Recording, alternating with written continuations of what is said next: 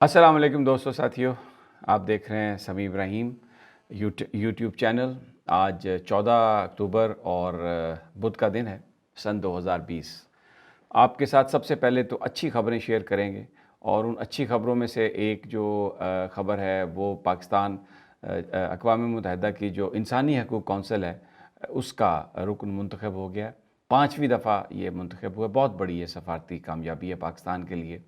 اور جو 5 ممبر اس کے لیے، جو 5 ممالک اس کونسل کا رکن بننے کے لیے جو الیکشن لڑ رہے تھے، ان میں پاکستان کے سب سے زیادہ ووٹس، تقریباً 169 کے لگ بھگ ووٹ آئے ہیں، بہت زیادہ ووٹ پاکستان کے، اور یہ ایک بہت بڑی سفارتی کامیابی ہے پاکستان کی۔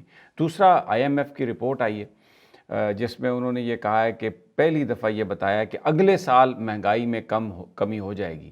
یعنی جو حکومت اقدامات کر رہی ہے، جس طریقے سے سسٹم کو ری ویمپ کرنے کی کوشش کر رہی ہے، سسٹم کو بنانے کی کوشش کر رہی ہے، اس کے نتیجے میں اگلے سال جو مہنگائی ہے وہ کم ہو جائے گی۔ ورلڈ بینک نے اپنی رپورٹ میں یہ کہا تھا کہ جو GDP ہے، وہ جو شرح نمو جسے ہم کہتے ہیں، جو اس میں جو بڑھاؤ ہے ہماری جو GDP میں، وہ 0.5% ہے، جبکہ پاکستان کی گورنمنٹ نے کہا کہ تقریباً 2% سے زیادہ ہماری ہوگی گروتھ جو ہے، لیکن اب IMF نے کہا ہے کہ یہ 1% ہوگی۔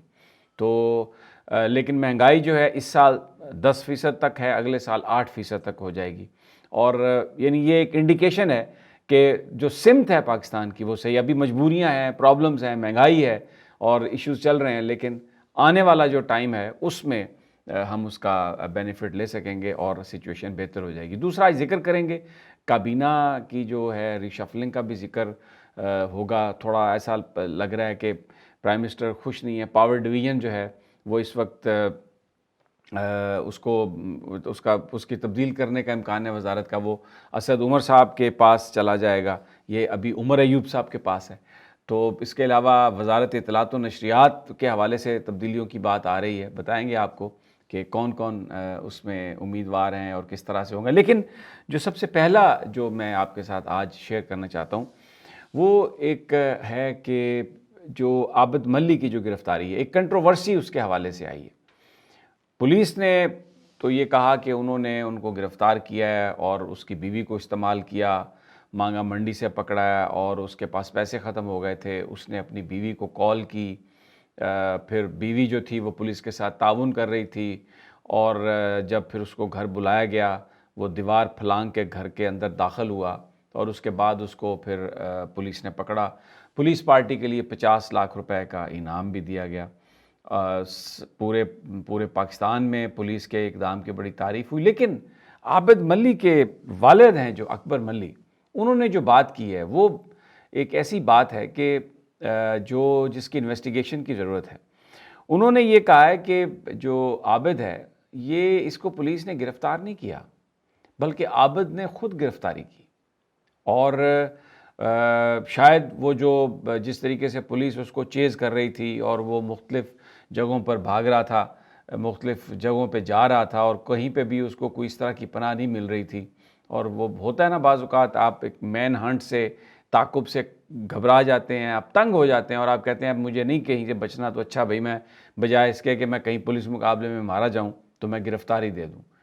تو یہ بالکل ایک نیا رخ ہے کہانی کا، اور اکبر ملی نے یہ بات کہی ہے کہ اس کے بچے نے اس کو فون کر کے کہا کہ وہ گھر آنا چاہتا ہے، اور وہ گھر آیا، اور جب گھر آیا تو پھر اکبر ملی نے فون کیا وہاں پر پولیس کو، اور ان کو کہا کہ میرا بیٹا جو ہے گھر آ گیا۔ اور پھر یہ بھی نہیں، انہوں نے کہا کہ ایک مقامی بندہ ہے جس کا نام ہے خالد بٹ، اس خالد بٹ کی موجودگی میں پولیس کے حوالے کیا عابد ملی کو۔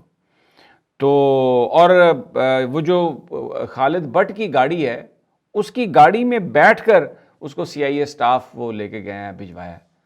تو یہ بڑی عجیب بات ہے، اس طرح ہونا نہیں چاہیے۔ دیکھیں، قوم، عوام کا اور حکومت کا ایک فیڈوشری ریلیشن شپ ہوتا ہے، اعتماد کا رشتہ، وہ قائم ہونا چاہیے۔ پولیس نے اگر اطلاع غلط دی ہے، بندہ خود اس نے اپنی گرفتاری دی ہے، یہ تو بڑا ایک اچھی بات ہے، پورے لوگ جو ہیں وہ مطمئن ہو گئے کہ جی جو ملزم ہے وہ گرفتار ہو گیا اور اب قانون کے مطابق اس کو سزا ملے گی۔ لیکن گرفتاری میں جو ایک تاثر یہ دینے کی کوشش کی گئی کہ جس طرح کوئی ایک بڑا ڈرامہ ہوا اور اس کو بلایا گیا, ٹریپ کیا گیا اور پھر اس کے بعد گرفتار کیا گیا. اس کا والد یہ بتا رہا ہے کہ اس طرح بالکل کچھ نہیں ہوا.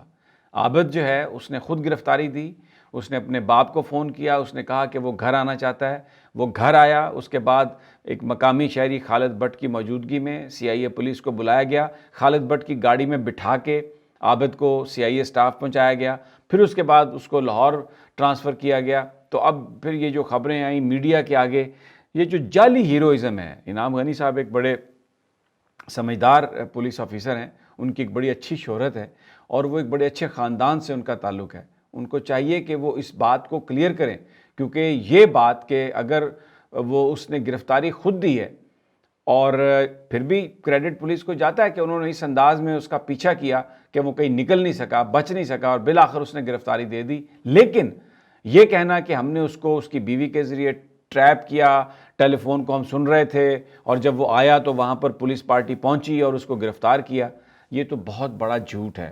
اس جھوٹ سے کوئی پولیس کی عزت میں اضافہ نہیں ہے, پولیس کی توقیر میں کوئی اضافہ نہیں ہے, بلکہ میں یہ سمجھتا ہوں کہ اس سے تو جو ایک مزید جو چہرے پہ کالک ملی جا رہی ہے کہ یہ جھوٹے بھی ہیں, پکڑ بھی نہیں سکتے اور کریڈٹ اس کا لینے کی کوشش کرتے ہیں. تو انعام غنی صاحب, آپ پہ فرض بنتا ہے کہ آپ اس ساری سچویشن کو آپ کلیئر کریں, عوام کو آپ حقائق بتائیں. لوگ اپریشیٹ کرنے کے لیے تیار ہیں پولیس کی کارکردگی, لیکن اگر وہ صحیح کارکردگی ہو.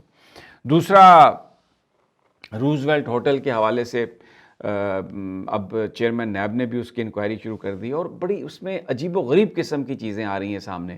آپ اندازہ لگائیں, اب یہ کہا جا رہا ہے کہ جی وہ آصیب زدہ ہوٹل تھا, وہاں جی اس کے کمرے میں آصیب تھا. کچھ لوگوں کے وہ کچھ جو وزٹرز تھے ان کے ریویوز آپ نے ویب سائٹ پہ ڈالے ہیں. مجھے یہ بتائیے کہ یہ کیا آپ آصیب کی کہانی وہاں پہ آپ سنا رہے ہیں. نیو یارک مینہٹن کے وسط میں وہ ایک ہوٹل ہے, انتہائی قیمتی وہ پراپرٹی ہے, اس میں ڈیفینیٹلی کام کچھ ہونے والا ہے. اور میں آپ کو ایک بات بتاؤں, باوجود اس کے کہ وہاں پہ صورتحال بری ہے, مینجمنٹ کے ایشو تھے, پچھلے سال $28 ملین انہوں نے پروفٹ بنایا اس ہوٹل نے. وہ کوئی خسارے میں ہوٹل نہیں تھا. جھوٹ بولا جا رہا ہے کہ وہ ہوٹل خسارے میں تھا, پھر آپ نے اس ہوٹل کو بند کر دیا. کئی قانونی مسائل اس میں پیدا ہو گئے, اس لیے کہ اس ہوٹل کے اندر بہت سارے بزنسز تھے, بہت ساری دکانیں تھیں. ان کے ساتھ آپ کیا کریں گے؟ کوئی اس کا آپ نے بتایا ہی نہیں کہ آگے اس کا کیا آپ نے پلان کرنا ہے. اور آگے یہ جو پریس کانفرنسز کر رہے ہیں کہ جی وہ بالکل جناب وہ تو کووڈ کی وجہ سے بند ہو گیا, خسارے میں تھا اور اس کے لیے پیسے چاہیے. یہ جھوٹ نہیں چلے گا. اور یہ بہت اچھا اقدام کیا چیئرمین نیب نے, جسٹس ریٹائرڈ جاوید اقبال نے, کہ اس کی انکوائری کرنی چاہیے, ان کو پوچھنا چاہیے, ان کو بلانا چاہیے. یہ جو پریزیڈنٹ ٹرمپ کے فیملی کو یہ جو ہوٹل دینا چاہتے ہیں اونے پونے داموں یا کوئی بیچ میں, اور پھر آ کے جو میڈیا اس پر بات کر رہا ہے اس کو انتہائی ڈٹھائی سے کہہ رہے ہیں کہ جی آپ جھوٹ بول رہے ہیں. کیسے جھوٹ بول رہے ہیں؟ آپ نے ہوٹل بند کر دیا وداؤٹ اینی کوئی اس کا کوئی پلاننگ کے بغیر, کوئی اس کا فیوچر کہ آپ نے کیا اس کا کرنا ہے, کیسے اس کو رینوویٹ کرنا ہے, کچھ بھی نہیں. آپ نے بند کر دیا ویب سائٹ پہ لگا کے. اور آپ کہہ رہے ہیں کہ جی آصیب زدہ تھا, وہاں پر جو وزٹرز تھے ان کے ریویو ڈال رہے ہیں کہ یہاں پر جن تھے, یہاں پر یہ ہو گیا. یہ کچھ ماننے والی سننے والی بات ہے کہ وہ جو آصیب زدہ تھا اس لیے آپ اس کو بیچنا چاہ رہے ہیں؟ کس کو آپ بے وقوف بنا رہے ہیں؟ مت کریں ایسا, قوم اس کی اجازت نہیں دے گی, سپریم کورٹ آف پاکستان اس کی اجازت نہیں دے گی. اور اب تو جسٹس ریٹائرڈ جاوید اقبال نے اس کی انکوائری شروع کی, اور عرفان منگی انتہائی ایک آنیسٹ جو پولیس آفیسر ہیں جنہوں نے پاناما پیپرز کے حوالے سے بھی وہ JIT میں سپریم کورٹ نے ان کو شامل کیا تھا, وہ اس کو سپروائز کریں گے. تو یہ بچنا نہیں ہے. یہ وزیر ہوا بازی بھی دیکھ لیں, PIA والے بھی دیکھ لیں. آپ بھلے کسی بڑی شخصیت کے دوست ہیں, آپ ارشد ملک صاحب, یہ جو ہوٹل کو اگر آپ نے ادھر ادھر لگانے کی کوشش کی نا تو یہ سب کچھ بہہ جائے گا. یہ قوم آپ کو اب کسی کو بھی معاف کرنے, اگر نواز شریف کو معاف نہیں کیا نا اور زرداری کو معاف کرنے کے لیے تیار نہیں ہے, تو جو ابھی اس حکومت کے اندر بھی جو دھوکہ دے گا اور جو اس طرح کا کام کرنے کی کوشش کرے گا اس کو بھی لوگ نہیں معاف کریں گے. یہ تو آپ شکر کریں کہ عمران خان ایک نیک نام وزیر اعظم ہے, اس کی اپنی ذات پر کرپشن کے کوئی چارجز نہیں ہیں, جس کی وجہ سے لوگ ابھی تک بہت ساری چیزیں عمران خان کی وجہ سے برداشت کر رہے ہیں, اس امید پر کہ آنے والا وقت بہتر ہوگا. کسی کی بے ایمانی کو بالکل کوئی بھی ٹالریٹ نہیں کرے گا. کابینہ میں تبدیلی کی بات ہو رہی ہے. عمر ایوب صاحب سے لے کے جو پاور ڈویژن ہے وہ باتیں ایسی چل رہی ہیں کہ شاید وہ اسد عمر صاحب کو دیے جانے کا امکان ہے۔ وزارت اطلاعات و نشریات میں پھر دوبارہ یہ بات ہو رہی ہے کہ شاید فواد چودھری صاحب کو وزیر بنا دیا جائے۔ شاید پھر یہی وجہ ہے کہ وہ بہت زیادہ انہوں نے بیان دیے ہیں اور وہ اپنے آپ کو ریلیونٹ بنانے کی کوشش کر رہے تھے۔ بہرحال یہ خبریں آ رہی ہیں کہ ہو سکتا ہے کہ ان کو وزارت اطلاعات و نشریات دے دی جائے، لیکن کچھ ذرائع جو وزیر اعظم ہاؤس کے یہ بتا رہے ہیں کہ انہوں نے ویسے کہا ہے کہ ان کو وزیر داخلہ بنا دیا جائے۔ فردوس عاشق اعوان صاحبہ کی ری انٹری کی بھی بات ہو رہی ہے، انہوں نے بھی بڑی لابنگ کی ہے۔ جب سے ان کو ہٹایا گیا وہ بہت خاموشی سے صبر سے انتظار کرتی رہی ہیں، تو اب کابینہ کی یہ جب اپوزیشن کا معاملہ گزر جاتا ہے تو اس کے بعد ری شفل ہوگی، تو اس میں پورٹ فولیوز تبدیل ہو رہے ہیں۔ لیٹ سی کیا ہوتا ہے۔ جو اچھی جو خبر جس کا میں نے ابتدا میں ذکر کیا تھا کہ جو انسانی حقوق کی کونسل ہے اقوام متحدہ کی، جنیوا بیسڈ 47 ممبر ہیں اس کے، پاکستان اس کا ممبر منتخب ہو گیا 5ویں دفعہ۔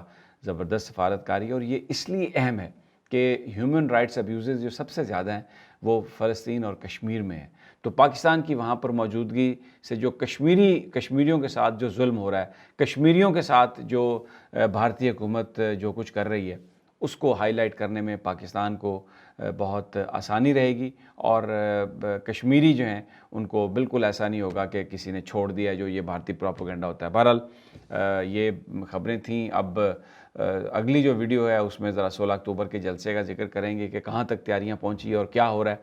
تب تک مجھے اجازت دیجیے، اور اپنا اور اپنے ساتھیوں کا خیال رکھیے۔ اللہ نگہبان۔